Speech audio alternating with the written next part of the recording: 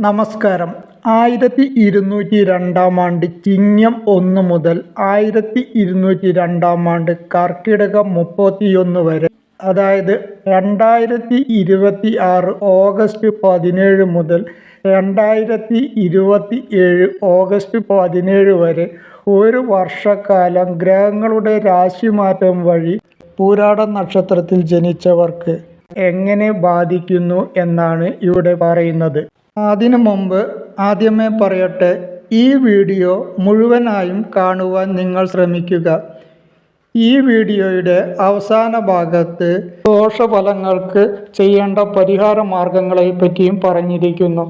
കൂടാതെ ഈ ചാനൽ ഇതുവരെ സബ്സ്ക്രൈബ് ചെയ്യാത്തവർ ദയവായി സബ്സ്ക്രൈബും ലൈക്കും ചെയ്യുവാൻ അപേക്ഷിക്കുന്നു. വർഷാരംഭത്തിൽ ശനി മീനൻ രാശിയിലും ഗുരു കർക്കിടകത്തിലും രാഹു കുംഭത്തിലും കേതു ചിങ്ങത്തിലും ആണ്.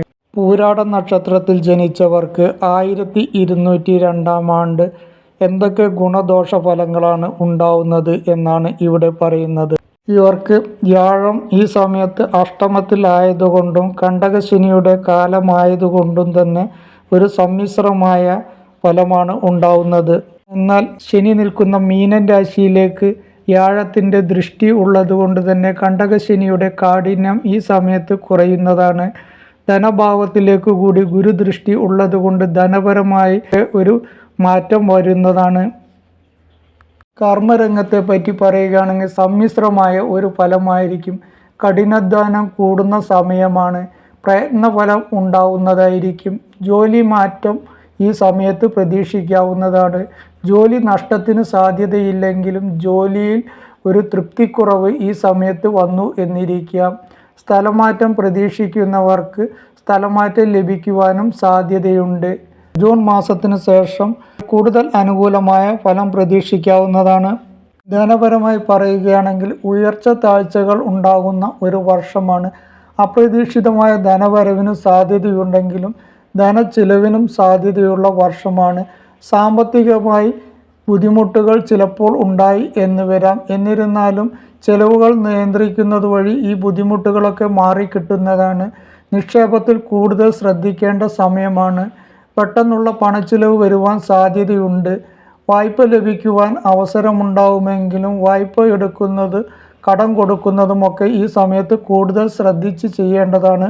കുടുംബത്തിൽ സന്തോഷവും സമാധാനവും ഒക്കെ പ്രതീക്ഷിക്കാമെങ്കിലും അഭിപ്രായ വ്യത്യാസം ഇല്ലാതെ നോക്കേണ്ടതുണ്ട്. ചെറിയ ചെറിയ പ്രശ്നങ്ങൾ വളർത്തി വലുതാക്കാതിരിക്കാനും ഈ സമയത്ത് ശ്രദ്ധിക്കണം. ദമ്പതികൾ തമ്മിൽ രമ്യതക്കുറവ് ഉണ്ടാകുവാൻ സാധ്യതയുള്ളത് കൊണ്ട് തന്നെ സംസാരം വളരെ അധികം നിയന്ത്രിക്കേണ്ടതുണ്ട്. എടുത്തുചാട്ടവും ദേഷ്യവും ഒക്കെ നിയന്ത്രിക്കേണ്ട സമയമാണ്. ധാരണക്കുറവ് മൂലമുള്ള ചിന്തിക്കാതെയുള്ള പ്രവർത്തനങ്ങൾ ഉണ്ടായി എന്ന് വരാം. അതൊക്കെ മാറ്റിവെച്ചാൽ കൂടുതൽ സന്തോഷവും സമാധാനവും കുടുംബത്തിൽ ഉണ്ടാക്കിയെടുക്കുവാൻ ഈ സമയത്ത് സാധിക്കുന്നതാണ്.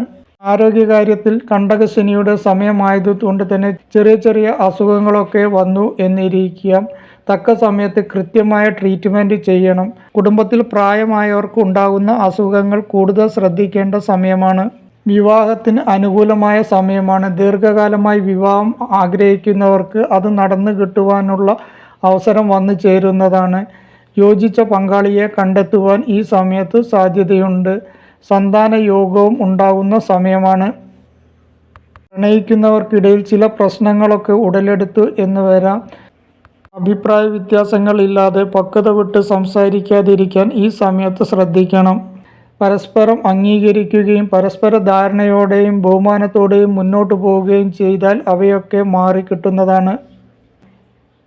വിദ്യാർത്ഥികൾക്ക് വിദേശത്ത് പോയി പഠിക്കാൻ ആഗ്രഹിക്കുന്നവർക്ക് വളരെ അനുകൂലമായ സമയമാണ്.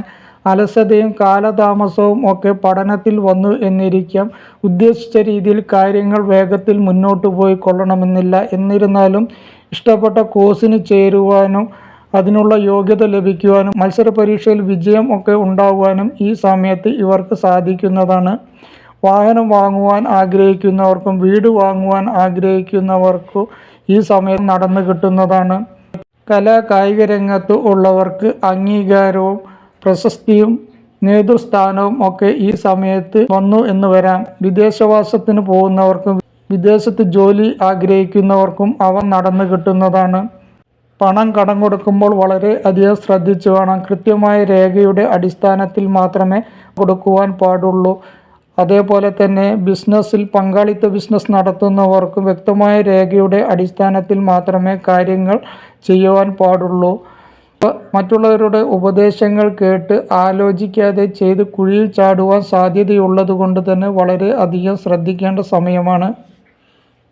ചതി, വഞ്ചന എന്നിവ ഉണ്ടാകുവാൻ സാധ്യതയുണ്ട്.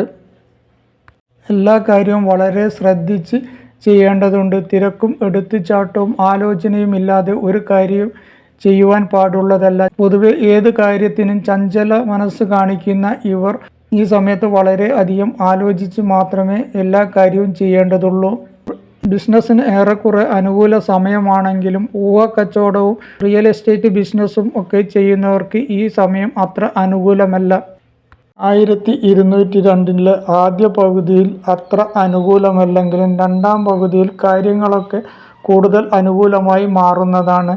ഈ സമയത്ത് പുണ്യക്ഷേത്ര ദർശനം നടത്തുന്നതും ദൈവാധീനം വർദ്ധിപ്പിക്കുന്നതും ഇവർക്ക് ഗുണകരമായിരിക്കും. മാനസിക സമ്മർദ്ദം കുറയ്ക്കുന്നതിനും മനസ്സിലെ പിരിമുറുക്കം ഒഴിവാക്കുന്നതിനും ഒക്കെ യോഗ, മെഡിറ്റേഷൻ എന്നിവ ശീലിക്കുന്നതും ഗുണകരമായിരിക്കും.